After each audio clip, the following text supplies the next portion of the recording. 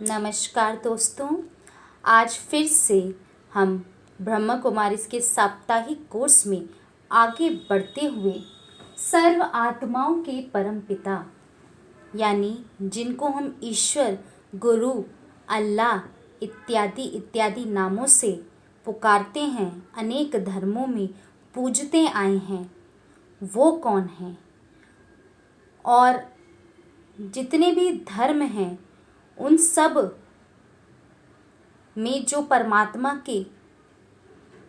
परमात्मा को याद करते हैं, हम पूजते हैं, वो जो एक है, हम सबकी नैया को पार लगाने वाला, भव सागर से पार निकालने वाला, हम सभी आत्माओं का पिता, परम पिता, father of all souls, we all are souls, हमने ये देखा। और हम सभी आत्माओं के पिता, सुप्रीम सोल, परम पिता यानी विश्व की जितनी भी आत्माएं हैं, जैसे देह के माता पिता होते हैं हमारे, हम सभी के पिता हैं हमारे देह के, जो हमने जन्म लिया है इस सृष्टि पे।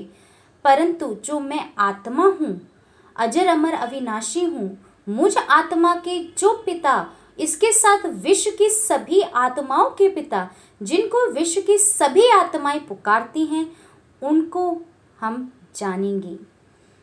तो सर्व आत्माओं के पिता, जैसा कि हम देखते हैं रामेश्वरम में भी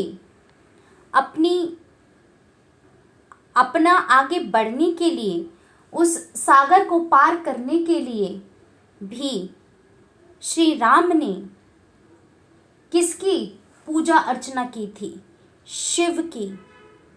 यानी जो श्री राम थे उनको भी शिव की आवश्यकता पड़ी अपनी बाधाओं को पार करने के लिए, अपनी कठिनाइयों को सहज पार करने के लिए। तो उन्होंने इसलिए शिवलिंग अर्थात शिव की पूजा याचना की।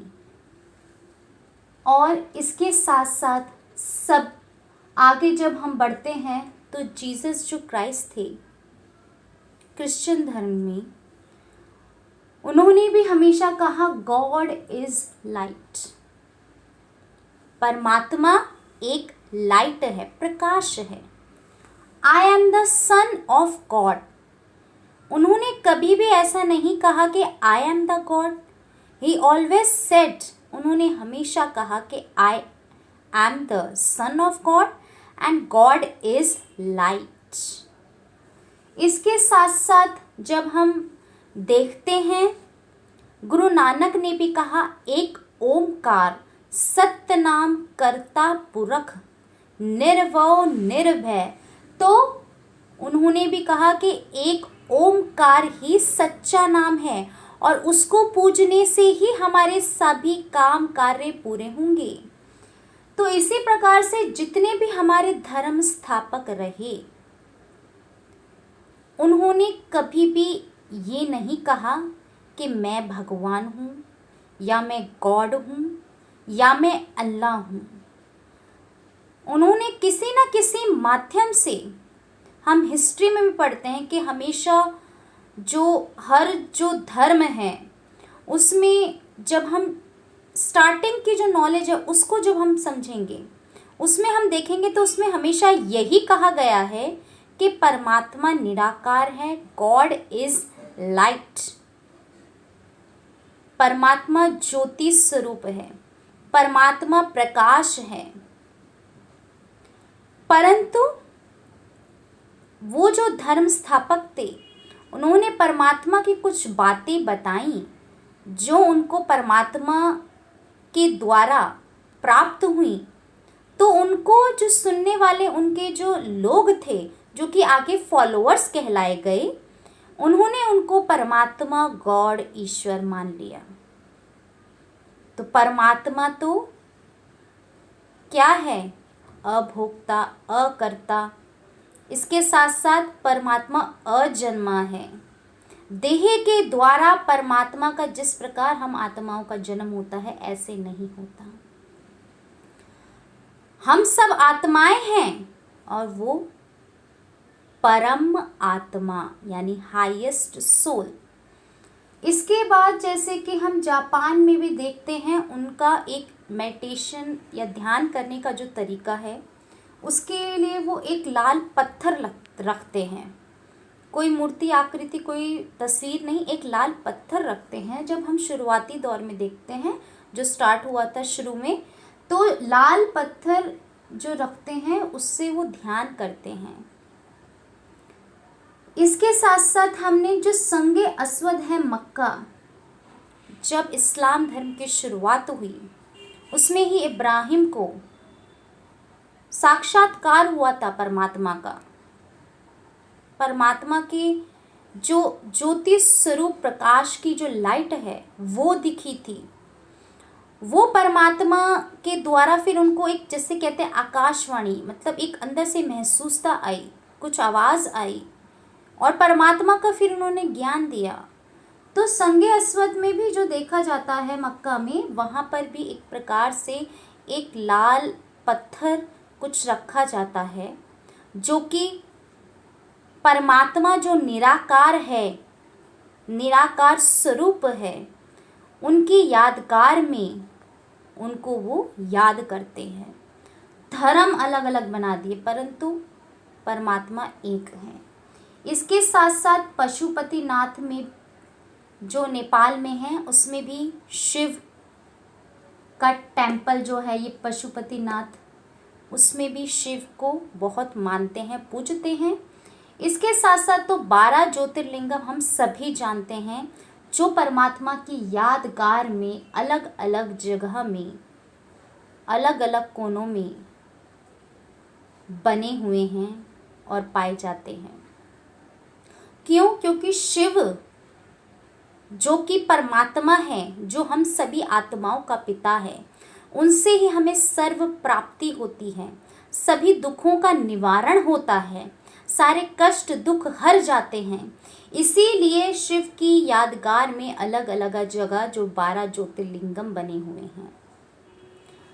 तो जो परमात्मा है सभी धर्मों के, हिंदू मुस्लिम सिख ईसाई जितने भी अगर धर्म हैं, अगर हम उनकी जड़ को पकड़ेंगे, समझेंगे, जब स्टार्टिंग जो बेस नॉलेज है उसको जानेंगे, तो हमें उसमें खुद सर्च करने पे पता चलेगा।